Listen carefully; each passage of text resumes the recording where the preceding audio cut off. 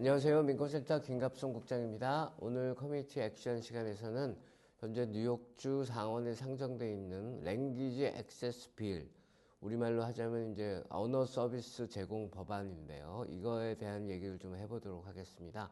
지금 지난 6일 뉴욕주 상원 세출위원회에서 예산세출위원회에서 이 법안을 찬성 8, 반대 4, 기권 1로 통과시켰어요. 네, 이 법안의 내용은 다른 게 아니라 한국어를 비롯해서 15개국 언어로 주정부 기관들이 이 주민들에게 서비스를 한다. 번역 통역 서비스를 제공한다는 그런 내용을 담고 있습니다. 무척 반가운 일이죠. 무척 반가운 일이고 한국어가 거기에 포함되어 있기 때문에 더욱더 이제 반가운 일입니다. 저희들이 이제 민권센터가 뉴저지주에 지난해 12월에 처음 오픈을 하면서 그동안에 이제 그 100여 분 이상의 한인분들을 여러 서비스, 사회봉사 서비스로 도와드렸는데요. 많은 분들이 공통적으로 겪고 있는 문제가 언어 서비스, 뉴저지 주정부가 한국어 서비스를 제공하지 않아서 저희 같은 이제 커뮤니티 단체들을 통하지 않고는 어떤 혜택, 프로그램 같은 걸 신청을 못하는 상황들에 접해 있는 분들을 많이 만났습니다. 그래서 이제 이 법안이 너무너무 중요하고 이 법안이 이제 통과됨으로 해서 한인들이 받을 수 있었던 혜택을 못 받고 있는 상황에서 벗어나서 충분히 자격이 되는 혜택들을 받을 수 있는 그런 계기가 되기를 바라는데요. 이 법안은 이제 15개 언어로 이제 서비스를 제공하는 내용을 담고 있는데 저희 이제 그 6일날 공청회와 함께 예산세출위원회에서 이제 표결에 붙였던 건데 그래서 저희 민권센터의 케빈강 국장이 공청회에 참석하고 또 저희뿐 아니라 다른 한인단체인 AWCA도 공청회에 참석해서 한국어 서비스의 필요성을 거기서 이제 역설을 했습니다. 그래서 그것이 이제 잘 받아들여지고 해서 결국 찬성 8명 의원들이 나오셔서 통과가 됐는데요. 앞으로 이 법안은 이제 상원 전체 회의, 그 다음에 또 하원에서도 이 법안을 이제 다뤄서 다 통과가 돼야 이제 이 주정부 주지사의 사인으로 이제 제정이 될 텐데요. 이 뉴저지 이 법안을 설명하기에 앞서서 저희들이 뉴욕주와 뉴욕시에서 그럼 과연 언어 서비스는 어떻게 제공이 돼 왔나 그 부분을 한번 짚어볼 필요가 있을 것 같습니다. 뉴욕시의 경우는 2008년도에 그 당시 블룸버그 시장이 행정명령으로 언어 서비스를 이제 지시를 했어요. 그래서 이제 한국어도 포함돼서 언어 서비스가 이제 시행되기 시작했고요. 근데 이제 이렇게 정부가 그 법이나 행정명령을 통해서 언어 서비스를 지시한다 하더라도 그게 바로 즉각적으로 딱 제공되는 게 아니에요. 각 부처나 기관별로 편차도 있고 그래서 이제 저희 민권센터나 이런 시민단체들이 끊임없이 그거를 이제 주시하고 서비스가 제대로 적용되지 않고 있으면 그 서비스를 빨리 실시하려고 재촉하고 이런 과정들이 필요하거든요. 그래서 뉴욕시에서도 그런 과정을 거쳐왔고, 그다음에 뉴욕주에서는 2011년에 당시 쿠오모 주지사가 이제 5개 언어 서비스를 제공하라 이렇게 이제 지시를 했는데 당시에 이제 엉뚱하게도 5개 언어에 한국어가 빠졌었어요. 그리고 한국어 대신에 프랑스어가 들어가 있었습니다. 근데 이제 그게 너무너무 황당했던 이유는 영어를 못하는 프랑스 출신 이민자는 당시 뉴욕주에 한 3만여 명밖에 안 됐고, 한인은 6만여 명이 넘었어요. 2배죠, 2배. 그런데 이제 주정부에서 무슨 이유에서인지 한국어는 빼고 프랑스어를 넣겠다고 처음에 발표를 했어요. 그래서 즉각적으로 저희 민권센터와 또 이 뉴욕 지역 이민자 단체들의 연합체인 뉴욕 이민자 연맹이 항의를 했죠. 이건 말도 안 된다. 한국어를 넣어야 된다. 그래서 끊임없이 그 각 정부 기관들에도 특히나 이제 한인들이 많이 이용하는 보건국이나 노동국이나 이런 곳에 자체적으로 한국어 서비스를 만들어라. 주정부의 행정명령 없이도. 그리고 또 주지사 정책 보좌관 이런 분들과 저희들이 이제 만나면서 끊임없이 한국어를 요청을 했습니다. 그래서 2012년에 드디어 이 프랑스어가 빠지고 한국어가 들어간 그런 이제 주정부의 언어 서비스가 시작이 됐는데요. 이게 그냥 이루어지지 않습니다. 이 커뮤니티에서 시민단체들이 끊임없이 시정을 요구하고 끊임없이 보다 발전된 그런 그 프로그램을 요구를 해야 이것이 시행되는 거죠. 그래서 이렇게 시행이 되기 시작했는데 이제 2020년 팬데믹이 왔잖아요. 그때 이 주정부가 제공하던 언어 서비스에 큰 허점이 부각됐습니다. 이게 언어 서비스가 얼마나 중요한지를 보여주는 그런 사례였는데요. 팬데믹이 터지면서 뉴욕주에서 이제 수백만 명이 실업자가 됐잖아요. 그래가지고 이제 모두들 실업수당을 신청을 해야 하는데 이 한국어 서비스가 통역 서비스는 제공이 됐어요. 그러니까 이제 전화로 노동국에 전화를 하면 한국어로 이 신청서를 접수받는 서비스가 있었어요.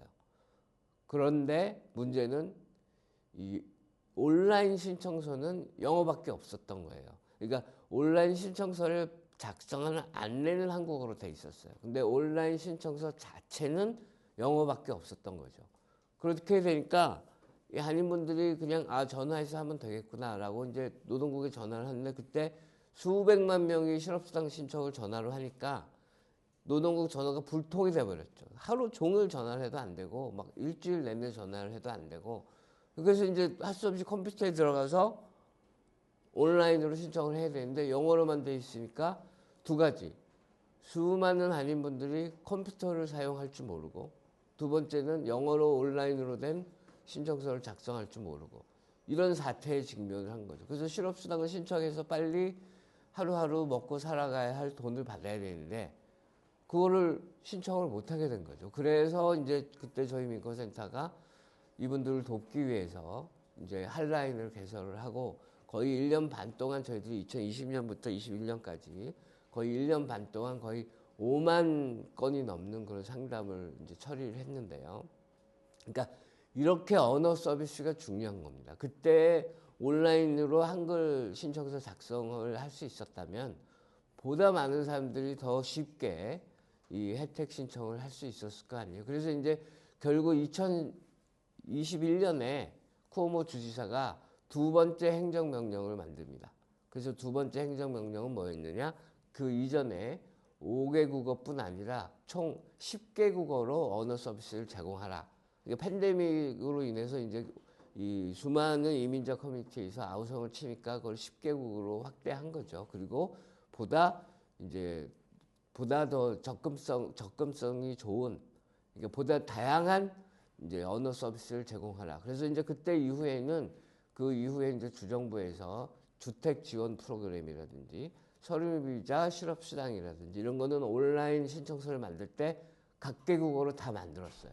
그래서 그때서부터는 이제 한국어로 신청을 할 수가 있게 된 거죠. 근데 이제 여전히 이제 컴퓨터 사용이 힘드신 분들은 한글로 신청서가 돼 있어도 또 못 하시는 경우가 많았는데 그런 경우는 이제 저희 또 민권센터나 여러 한인 단체들이 이제 도움을 드렸죠. 그러니까 이게 언어 서비스가 이렇게 중요한 겁니다. 그리고 이제 그동안에는 계속 뉴욕주의 경우는 법이 아니라 행정명령을 통해서 언어 서비스를 제공을 했는데 이제 지금 호클 주지사가 이제 지난해에 처음으로 법으로 주의회에 법으로 통과되고 그리고 호클 주지사가 서명해서 12개국 언어로 또 확대를 해서 그래서 12개 언어로 이제 뉴욕주는 언어 서비스, 통역 번역 서비스를 제공할 수 있게 됐습니다. 그래서 뭐 그렇다고 해서 다 끝난 게 아닙니다. 저희들이 계속해서 주정부의 언어 서비스를 잘 살펴보고 문제가 있으면 지적하고 왜 이 부분은 번역 통역 서비스가 안 되냐라고 또 문제를 저희들이 발견해서 지적하고 그런 과정들을 거쳐야 되는데요.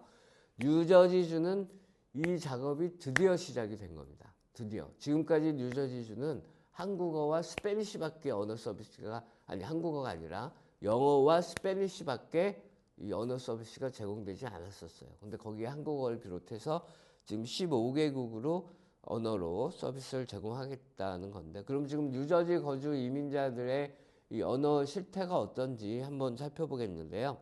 현재 영어 구사가 힘든 인구를 따지면 스페니쉬가 한 60만 7천여 명 됩니다. 스페니쉬 전체 인구의 한 43% 정도가 영어 구사가 힘들고요. 중국인은 4만 580여 명, 이 중국인 전체 인구 중에 한 41% 정도가 영어 구사가 힘들어요. 반면에 한인들은 41,225명인데요. 전체 인구로 따지면은 그래도 세 번째로 이 영어 구사가 힘든 사람들이 많은 민족이 한인이에요. 근데 한 가지 특이한 점은 무려 55.06%가 영어 구사가 힘듭니다. 그러니까 전체 한인 인구 중에서 영어 구사가 힘든 비율이 스페니쉬나 중국인보다 훨씬 더 높은 거예요. 훨씬 더. 이것도 그래서 이렇게 비율이 높은 것도 뉴저지주에서 세 번째입니다. 그러니까 당연히 이제 한국어 서비스를 제공해야 되는 건 맞죠. 그다음에 이제 집에서 영어 구사가 가능한 사람들도 포함해서 집에서 모국어를 사용하는 인구도 스페니쉬가 물론 제일 많고 거의 141만 명이고, 그다음에 중국어, 포르투갈어, 힌디어, 인도어, 그다음에 여섯 번째로 한국어 74,867명이 집에서 한국어를 이제 사용하는 그런 이제 인구인데요.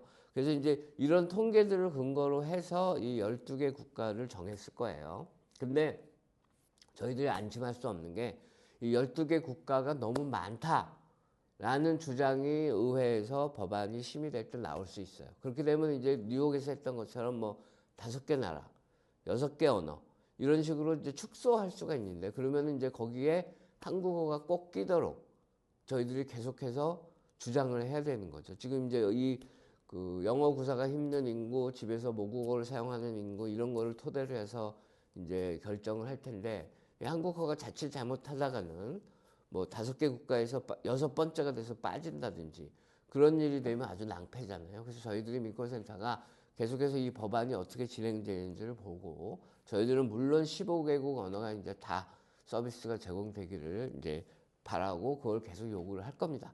그렇지만 이제 이게 축소가 된다 그랬을 때 거기서 또 한국어가 빠지지 않도록 이제 계속 그 노력을 펼칠 겁니다. 그리고 이제 그 현재 뉴저지 주에는 상대적으로 이런 이민자를 위한 서비스를 지지하는 의원들 비율이 더 많아요. 그 예산세출위원회에서 이제 표결한 것처럼 찬성 8명, 반대 4명, 기권 1명이잖아요. 그러니까 반대하는 세력이 없지 않습니다. 분명히 있는데 지금 전반적으로 이민사회에 보다 서비스를 제공해야 된다는 그런 주장을 펼치고 생각을 갖고 있는 의원들 수가 많긴 더 많아요. 거의 한 그 6대4 비율로 더 많습니다. 저희들이 볼 때. 그래서 이제 이 법안이 통과되고 주지사도 지금 이제 뭐 충분히 지지할 수 있는 그런 사람이기 때문에 그 통과될 것은 기대하는데, 이 가능한 한국어가 꼭 빠지지 않고 그다음에 12개 국어, 15개 국어가 다 포함된 법안이 제정되도록 저희들이 계속 의원들에게 압박을 넣고 요구하고 촉구하는 활동을 펼칠 거고요. 그다음에 이제 이 법이 제정됐을 때 그러면 이게 어떻게 적용이 될 것이냐, 이게 제대로 적용이 되는 과정도 저희 민권센터가 열심히 지켜보고, 그리고 그 주정부에 계속 요구할 건 요구하고 이런 활동을 펼쳐 나갈 겁니다. 그래서 저희들이 비록 지난해 12월에 처음 오픈해서 아직까지 큰 힘은 없지만, 저희들이 이제 뉴저지의 이민권센터 오피스를 오픈한 큰 목적 중에 하나가 이런 활동 때문입니다. 이 커뮤니티의 이익을 위해서 주정부에 압력을 넣고 저희들의 의견을 전달하는, 그래서 그 역할을 저희들이 이제 시작을 하는 겁니다. 그 역할을. 그 전에 이제 뭐 다른 청소년 서류미비자 청소년 뭐 건강보험 프로그램이나 이런 것에서도 저희들이 시작을 했는데요. 그래서 앞으로 저희들 활동 잘 지켜봐 주시고 그리고 힘을 보태 주시면 대단히 감사하겠습니다. 뉴저지주에서 꼭 한국어 서비스가 이루어지도록 노력하겠습니다. 네, 고맙습니다.